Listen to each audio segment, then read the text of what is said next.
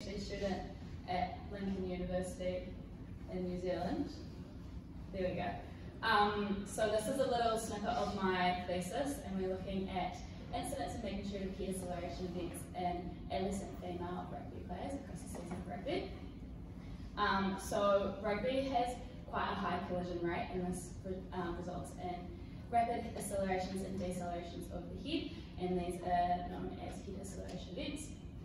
So these events result in quite a high concussion rate in rugby, and this high concussion rate has led to a lot of concerns of ongoing brain health for our rugby players, for those who have had concussions, but also those players who have just had a lot of head impacts across their career that may not lead to concussions.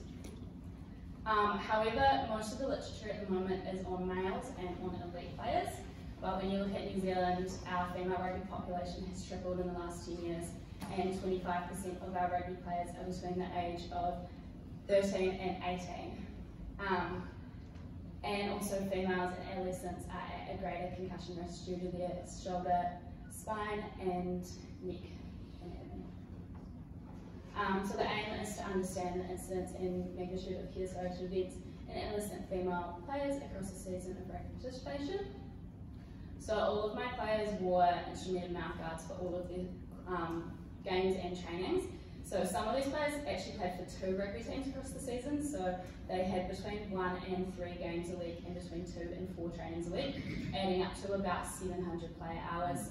About half of this was non-contact training, about 13% was contact training, and then your last third was gameplay.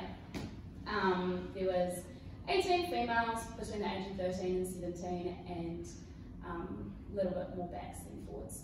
And they wore the HIT IQ Nexus A9 mouthguards, which measured their peak linear acceleration and their peak rotational acceleration. So your linear acceleration is sort of like a direct contact or head-to-head, head-to-ground, car crashy sort of motion, whereas your peak rotational acceleration, that's kind of your whiplashy sort of motion. So if you get tackled at the waist, your head whips around, or if you fall over, your head whips as it hits the ground.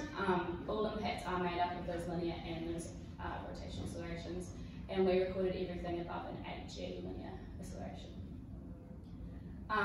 All games and trainings were also videoed so that we could verify these mouthguard impacts, and in the process of verifying these impacts, I also looked at their tackle technique and other characteristics around these head impacts. So was it a direct impact, was it indirect? If it was direct, where on the head was it hit? And then things like their match action, was it a tackle, was it a scrum, was it a maul, was it anything else in the rugby game? And then their individual mechanisms, like were they running, were they falling, their tackle technique and things like that. And then onto results. Your figure on the left there is their number of head acceleration events across a whole season. I've broken it down into trainings, games, and then their total. So your yellow there is your trainings. You can see that's quite a lot lower compared to your games and the overall for the season. That grey there is their games across the season, and then their blues their total. So for a whole season, on average, players experience 59 head acceleration events. However, you can see on that far side, there's one player who got 200 impacts across the whole season. So it does vary quite a lot, because my lowest one, she only had 1 impact for the whole season. And then over on the right side, this is the number of impacts per hour of play. So I've broken it down into games, trainings, and then contact training hour. So their games, they had the most impacts per hour, sitting at 2.9 on average. When we look at training as a whole, so this is including non-contact training and contact training, they only have 0.4 impacts per hour. But when we look at just contact training, it's 1.9. I've separated these because a lot of the literature at the moment only looks at their contact training, but when you look at their training as a whole, it's significantly lower compared to just their contact training. And when you think of the figure on the previous slide, their contact training was only 13% of their play, whereas their non-contact training was about half of their play for the whole season. And when you compare this to other studies, there's actually currently nothing on adolescent females. So we're comparing it to some males, and for a New Zealand male population of the same age, they have about 6 impacts per hour of game, and then they have about 4 impacts per hour of training, which is significantly higher to these girls. This is looking at the magnitude, so there's no significant difference in the magnitude between games and trainings for linear and rotational accelerations, and when we compare it to previous literature, the linear is pretty much similar to females, elites and those males.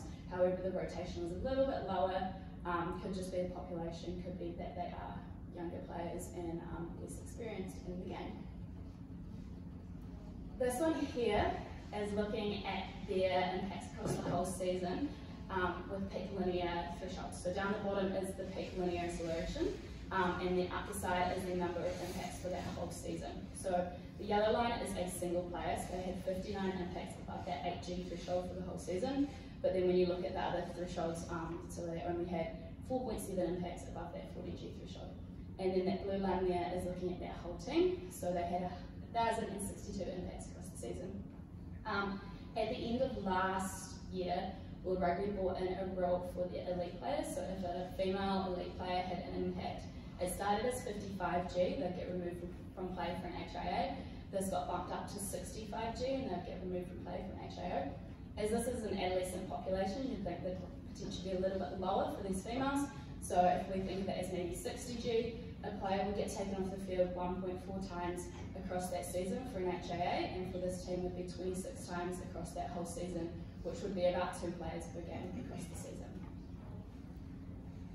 This one here is looking at the cumulative load across the whole season. So a separate part of the study is we took MRI scans at the beginning and at the end of the season so that we could see the change in their brain function structure across the season. We weren't really sure how to look at load across the season.